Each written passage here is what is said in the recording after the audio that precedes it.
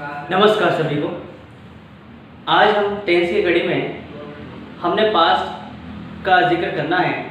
इससे पहले हमने प्रेजेंट टेंस के अंदर present simple, present continuous, present perfect और प्रेजेंट परफेक्ट कंटिन्यूअस को देखा। आज हम टेंस के ही इसी दूसरे भाग में पास्ट सिंपल की कड़ी में से सिंपल पास्ट को देखेंगे या इंडेफिनिट पास्ट को देखेंगे। तो इस प्रकार के इस भाग में हम देखते हैं पास्ट सिंपल टेंस का प्रयोग हम पास्ट के अंदर कोई कार्य के समाप्त हो जाने के जिक्र के लिए हम करते हैं या उस समय उस कार्य के समाप्त होने की स्थिति को दर्शाने या बताने के लिए पास्ट सिंपल का प्रयोग करते हैं। जैसा कि आप देख रहे हैं, तो इस टेंस में हम किसी ऐसे कार्य का वर्णन करते हैं, ऐसी कार्य को बताते हैं जो पिछले समय यानी बीते हुए समय यानी भूतकाल में समाप्त हो चुका हो, वहाँ शुरू होकर के वहीं पर वो पूर्ण हो चुका हो, समाप्त हो चुका हो। और यह टेंस हमेशा भूतकाल की सूचना देता है, यानी पास्ट टाइम की जो बीता हुआ समय है उसकी सूचना, इंफॉर्मेशन इसके अंदर मिलती है। हिंदी के वाक्यों में क्रिया के अंत में जो आते हैं शब्द हिंदी वाक्यों में कैसे पता करें हम, तो उसका ये माध्यम है कि ता, था, ते, थे, ती, थी, या, ये। इस प्रकार के शब्द जब आए अंत में कि वो रहता था, खाता था, खेलता था, पीता था, आते थे, जाते थे, आया, गया, पिया, चलाया, तो ये सब इस प्रकार के अंतिम वाक्यों के अंत में इस प्रकार के ये हमें वाक्यांश मिलते हैं। तो ये भी हमें इस बात की ओर संकेत करता है कि ये पास्ट सिंपल टेंस है। अगला देखें तो पास्ट टेंस कार्य के पूर्ण होने की समाप्ति का सूचक है। मतलब कि किसी कार्य के पास्ट में भूतकाल में शुरू और समाप्त होने की दोनों की स्थिति को दर्शाता है। और इस टेंस का प्रयोग तब किया जा सकता है जब कार्य के साथ साथ समय भी समाप्त हो जाता है। तो कार्य के साथ साथ समय की भी समाप्ति हो जाती है। एक एग्जाम्पल के माध्यम से हम इसे समझने का प्रयास करते हैं। देखिए, she dash go to Jaipur yesterday. आपको दिखाई दे रहा होगा, इसमें एक सिंबॉलिक वर्ड आपको दिखाई दे रहा है यस्टरडे, और यस्टरडे बीते हुए समय और बीते हुए कल की जानकारी देता है। और इसलिए तो जयपुर जाने, वह जयपुर जो गई है वो पिछले समय के अंदर गई है, पिछले कल के अंदर, मतलब ये समय बीत चुका है। तो निश्चित ही अगर समय बीत चुका है तो जाने की जो क्रिया है वह भी समाप्त हो चुकी होगी। तो इसी का सेकेंड फॉर्म हम आगे और इसका जिक्र करेंगे स्ट्रक्चर की, तभी बताएंगे इस वर्ब का जिक्र होगा कि ये सेकेंड फॉर्म क्यों है। लेकिन यहाँ पर इस बीते हुए समय के अंदर बीते हुए कार्य को दर्शाता है। तो जैसा हम आखिरी वाक्य में देख रहे हैं कि कार्य के साथ साथ समय की समाप्ति होने की भी जानकारी यह देता है। आगे हम इसके और आइडेंटिफिकेशन देखते हैं इस टेंस के। तो सिंपल पास्ट के कुछ आइडेंटिफिकेशन वर्ड हैं जिनकी मदद से हम ये पता कर पाएंगे कि यह पास्ट टेंस है, पास्ट सिंपल टेंस है स्पेशली।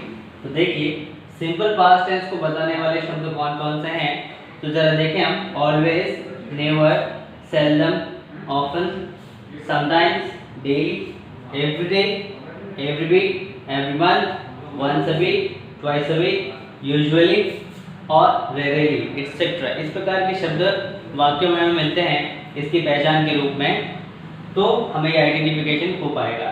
परंतु इन शब्दों के साथ साथ पास्ट टेंस को बताने वाले शब्द भी वाक्य में होने चाहिए, क्योंकि यही शब्द हमें प्रेजेंट सिंपल के अंदर में भी दिखाई देंगे और वहां पर भी इन सब का प्रयोग होता है।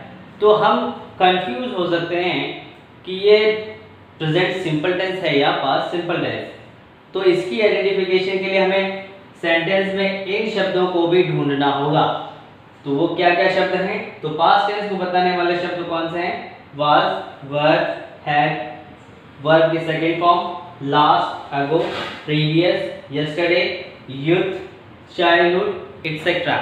तो इस प्रकार के शब्द जब हमें वाक्य में मिल जाए तो ये जानकारी सटीक हो जाएगी कि यह वाक्य जो है पास्ट सिंपल का है, पास्ट प्रेजेंट का नहीं है। तो इस प्रकार के आइडेंटिफिकेशन के लिए हमें इन सब चीज़ों को बहुत ध्यान से देखना और समझना और याद रखना ज़रूरी है, वरना अक्सर एग्जाम में हम पास्ट सिंपल और प्रेजेंट सिंपल के वाक्यों में वर्ब भरते समय यह गलती का अक्सर कर देते हैं। चलिए अब इस टेंस में form of verb and helping verb इनका सेटलमेंट देख लेते हैं कि कैसे रहता है। तो सिंगुलर एक वचन यानी ही शी इट के साथ में वर्ब की सेकंड फॉर्म लगती है और प्लूरल बहुवचन के साथ में आई वी यू दे, आई इसमें एक्सेप्शन है, फिर भी बाकी सारे के सारे प्लूरल हैं या बहुवचन हैं, इनके साथ में भी सेकंड फॉर्म ही लगती है। तो ये जो अवस्था है वो एफर्मेटिव सेंटेंस के लिए रहेगी, ये आप नोट रखें। अभी हम स्ट्रक्चर भी डिस्कस करेंगे तब हम इसको और अच्छे तरीके से देखेंगे। फिलहाल आप इतना याद रखें कि इनके साथ में सेकंड फॉर्म का प्रयोग होता है। एक एग्जांपल देख लेते हैं हम। देखिए यहाँ पर दिख रहा है आपको, ही dash write a poem yesterday. आप इसमें आइडेंटिफिकेशन के लिए एक वर्ड आपको दिखाई दे रहा होगा, ये सिंबॉलिक वर्ड यस्टरडे का है जो बीते समय की बात कर रहा है और बीते समय के अंदर कि ये राइटिंग की जानकारी दे रहा है। तो इसकी सेकंड फॉर्म हमने अभी कहा, तो सेकंड फॉर्म राइट का रोट हो जाता है। तो इस तरीके से ये सेंटेंस सॉल्व हुआ। दूसरा देखें, they dash meet him in the market the day before yesterday, कि जो मिलने की प्रक्रिया है, जो कार्य है, वो एक दिन पहले मार्केट के अंदर हुआ। और आप सिंबॉलिक वर्ड एक बार फिर से यस्टरडे और डे बिफोर, एक दिन के पहले यानी बीते हुए समय की बात कर रहा है और इसीलिए मीट का सेकंड फॉर्म हम यहाँ पर सीधे सीधे मैट लिख देंगे। तो इस प्रकार से ये इन सब्जेक्ट्स के साथ में वर्ब की व्यवस्था रहती है। अब हम इसके स्ट्रक्चर को डिस्कस कर लेते हैं एक बार। चलिए हम इस स्ट्रक्चर को एक बार देख लेते हैं। सो पहले आप देख रहे हैं सब्जेक्ट प्लस वर्ब की सेकंड फॉर्म प्लस ऑब्जेक्ट, ये व्यवस्था अफर्मेटिव के लिए रहती है।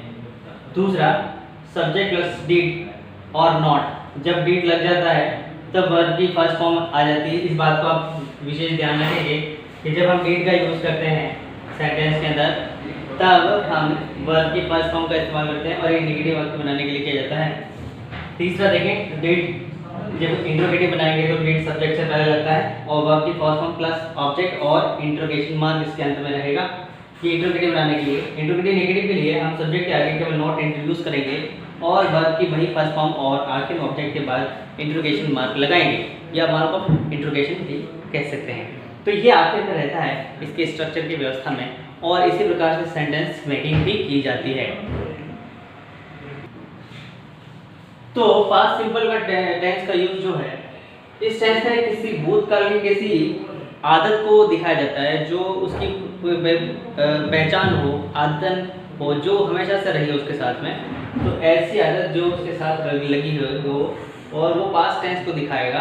कैसे आप देखेंगे यहाँ पर इस सेंटेंस के अंदर देखेंगे, Gandhi ji always dash speak truth. तो अब गांधी जी क्योंकि पास्ट है, गांधी जी अभी है नहीं और इसलिए हमें इस बात का ध्यान रखना पड़ेगा। एक तो आइडेंटिफिकेशन वर्ड में ऑलवेज दिखाई दे रहा है लेकिन ये प्रेजेंट सिंपल के अंदर में भी यूज होता है।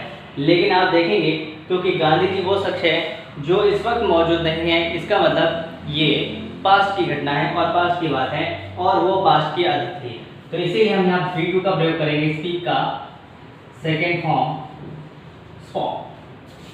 दूसरा सेंटेंस देखते हैं, he never dash write a letter in his youth. आप देख रहे होंगे सीधा सीधा यूथ आ गया जो इसके पास टाइम को दिखा रहा है और इसीलिए। और एक चीज़ और आप देख रहे हैं, नेवर, ये एक नेगेटिव काइंड ऑफ सेंटेंस है लेकिन यहाँ पर जब नेवर यूज हो जाता है तब डिड नॉट का यूज नहीं होता है। इस बात का आप विशेष ध्यान रखेंगे। और नेवर है इसीलिए वर्ब की फॉर्म भी राइट का सेकेंड फॉर्म रोट हो जाएगा। तो इस तरीके से हम इस चीज़ को आइडेंटिफाई करेंगे कि जो भी भूतकाल की आदत है, किसी पूरा भूतकाल की आदत को दिखाया जाना इस टेंस के अंदर, इस सिंपल प्रेजेंट पास्ट सिंपल के अंदर ही इसके माध्यम से दिखाया जाता है। इस कड़ी में आप देखेंगे आगे हिस्टोरिकल फैक्ट्स बताने के लिए भी सिंपल पास्ट टेंस का ही प्रयोग किया जाता है। जैसे Akbar dash fight with Maharana Pratap at Haldi Ghati, ये एक पास्ट इवेंट है और पास्ट इवेंट को बताने के लिए भी पास्ट सिंबल का ही प्रयोग करते हैं और इसीलिए यहाँ पर V2 आ जाएगा फाइट का फाउट।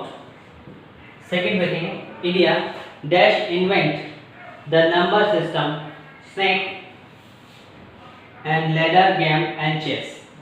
तो भारत में इन्वेंट हुआ है, ये इसका आविष्कार भारत में ही हुआ है, तो ये एक पास्ट इवेंट है जो पास्ट में इसका हुआ था इन्वेंशन। तो ये भी एक पास्ट इवेंट की घटना को दिखाता है जो पास्ट सिंबल के अंदर जाता है, तो इसका सेकंड फॉर्म आ जाएगा इन्वेंटेड। तो इस प्रकार से पास्ट सिंबल को हमने आज देखा। उम्मीद है आपको इसको अच्छी तरह से समझ में आया होगा। तो आप इसका और अच्छे से अभ्यास करिए, प्रयास करिए।